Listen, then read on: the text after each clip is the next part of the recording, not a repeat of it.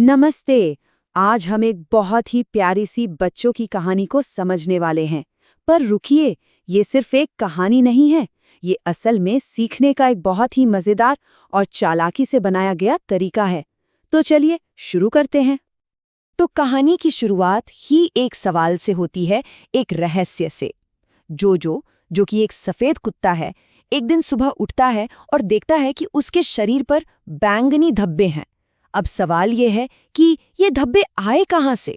और यहीं से उसकी मजेदार जासूसी शुरू हो जाती है। तो ये है हमारा हीरो जोजो। कहानी शुरू होने से पहले, जैसा कि आप देख सकते हैं, वो बिल्कुल सफेद था। इस बात को याद रखना बहुत जरूरी है, क्योंकि इसी से तो सारी उलझन पैदा हुई है।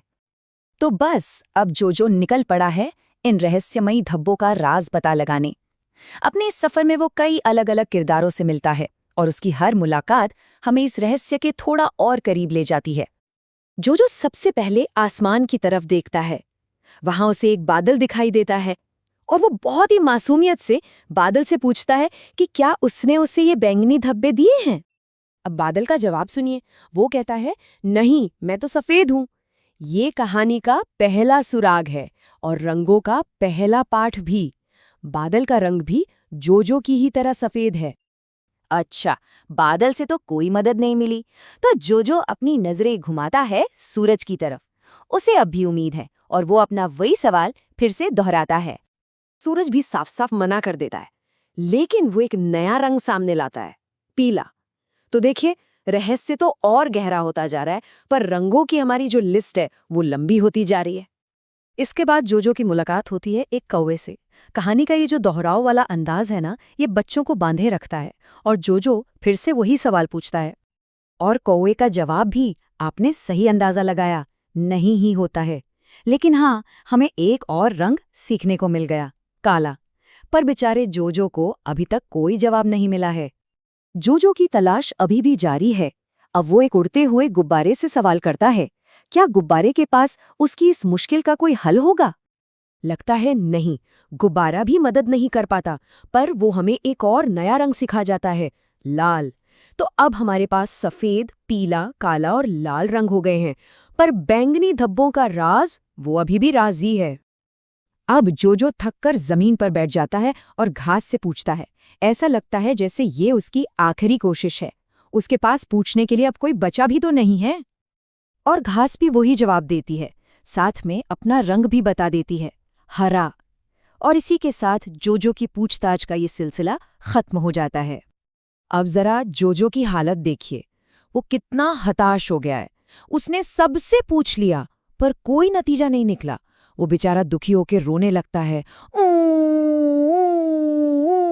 उसे अब भी समझ नहीं आ रहा कि ये धब्बे आखिर आए कहाँ से।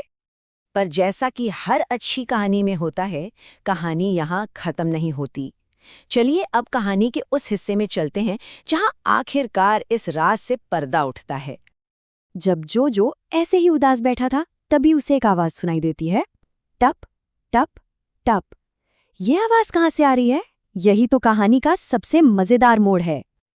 और जवाब तो हमेशा से उसके सामने ही था। जोजो जैसे ही ऊपर देखता है, उसे पता चलता है कि वो तो एक जामुन के पेड़ के नीचे बैठा है और वही जामुन उस पर टप टप करके गिर रहे थे। आखिरकार रहस्य सुलझ गया।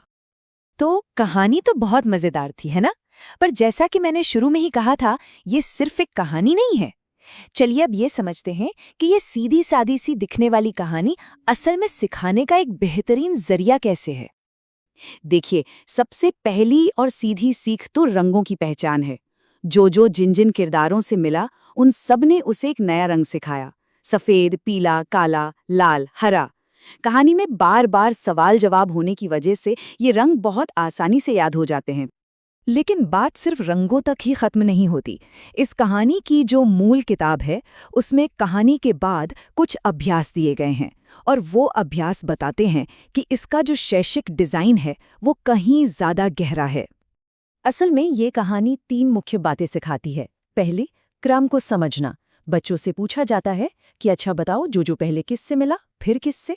दूसरा, नए शब्द बनाना, जैसे भौ भौ या टप टप जैसी आवाज़ों को वाक्यों में कैसे इस्तेमाल करें।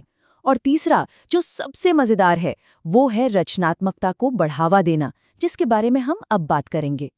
और ये विश्लेषण यहीं इस मजेदार सवाल के साथ खत्म होता है।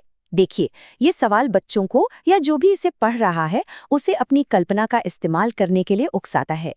ये सिर्फ कहानी को दोहराने के लिए नहीं, बल्कि उसे अपने तरीके से आगे बढ़ाने के लिए है।